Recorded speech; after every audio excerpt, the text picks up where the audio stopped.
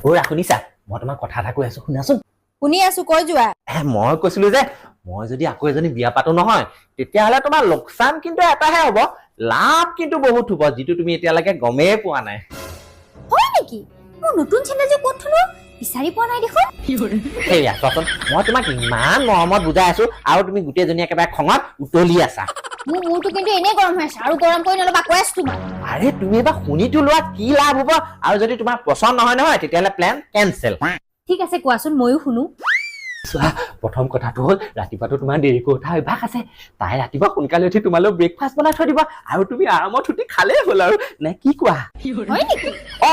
আৰু মই যেতিয়া ভাগৰে যুগে কামৰ পৰা আহিম তাইতো মোৰ তেতিয়া হাত ভৰিবিলাক মালিচ কৰাই দিব তুমিও সেইটো চান্সতে তোমাৰ হাত ভৰিবিলাক মালিচ কৰাই ল'বা আৰু আকৌ আমি দুটাই যেতিয়া বজাৰ কৰিবলৈ যাওঁ তেতিয়াতো আমি দুটাই গোটেই বেগ ধৰি আনিবলগীয়া হয় তাই কান্দি লোৱাৰ পিছত তাই দেখোন গোটেই বেগ খোপা দাঙি কৰি লৈ আহিব আমি দুটাই